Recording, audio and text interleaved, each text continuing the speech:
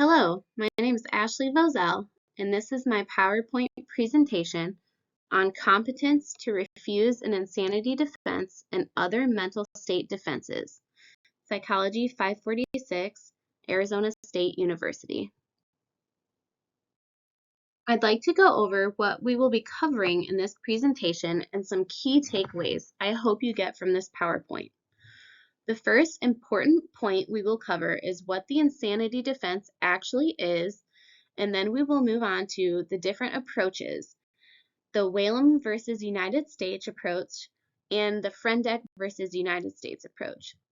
Then we will move on to reasons why a defendant may refuse an insanity defense, some interesting facts about the insanity defense, my media source that I chose for this presentation, and then my final question for the class. What is the insanity defense? The insanity defense is a defense used against criminal charges.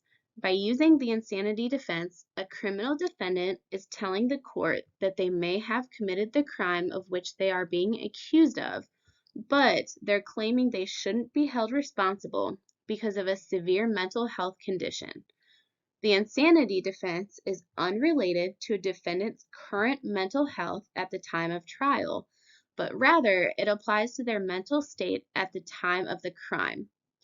There are two different approaches that can be used when it comes to the insanity defense. The first approach we're going to talk about is Whalum versus United States. This approach is based off a case where the court declined to impose the insanity defense. This approach is focused on figuring out if the defendant had a mental health issue at the time the crime was committed and is seated in the objective of upholding society's concept of justice and not convicting a morally blameless person, as stated in our course textbook.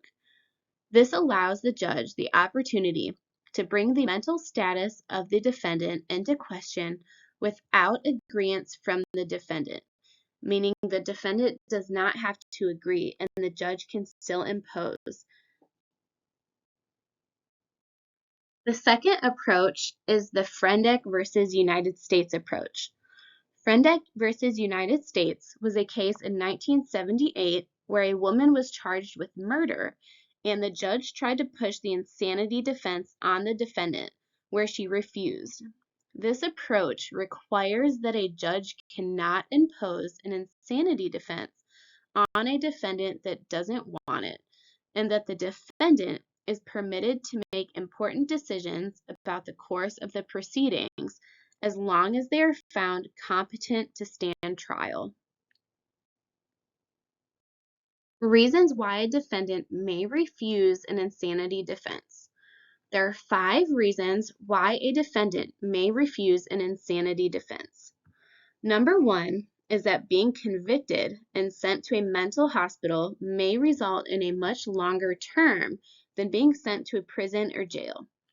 Typically, when someone is convicted and sent to prison or jail, their term is set in stone unless they commit more crimes while they are there and get their sentence extended. When someone is sent to a mental institution, the term may be changed based on what the psychologists deem necessary for rehabilitation. The second reason why a defendant may refuse an insanity defense is they believe they may receive better treatment in prison versus a mental hospital. The third reason is because the defendant wants to avoid the stigma that comes with being diagnosed with a mental disorder. Unfortunately, there's a negative stigma of being diagnosed with a mental disorder, though I think it has gotten better in the last decade or so. The fourth reason someone may refuse an insanity defense is because they are worried about potentially losing their rights once they are committed to a mental institution. Some of these rights may include the ability to obtain a driver's license, which is a huge freedom for a lot of people.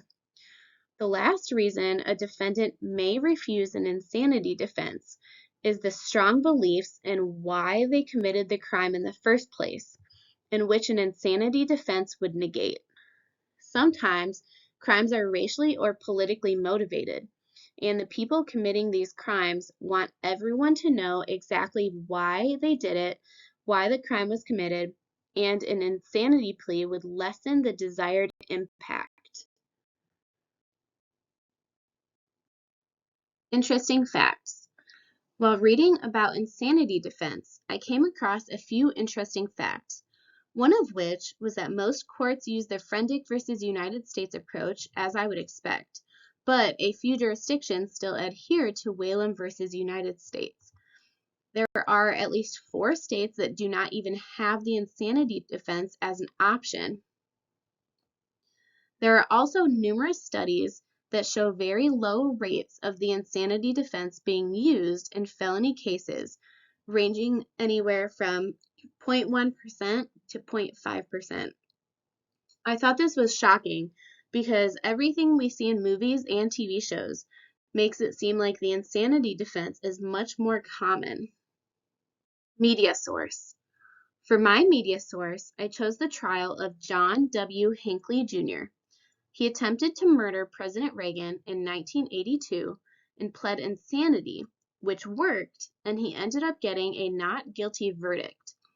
This verdict led to him being sent to a mental health institution in Washington for over 30 years.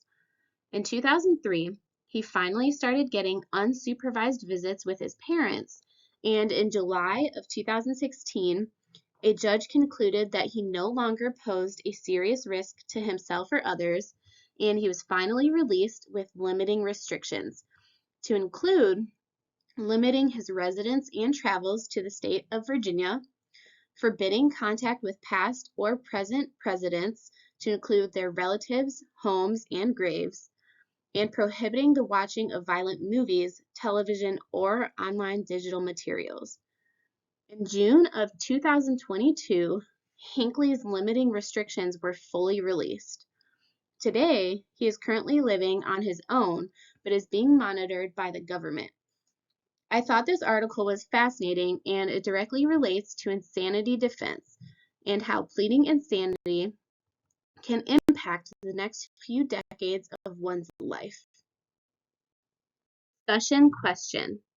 For my discussion question, I wanted to talk about insanity defense as a whole and what other options there may be if it was not allowed to be used.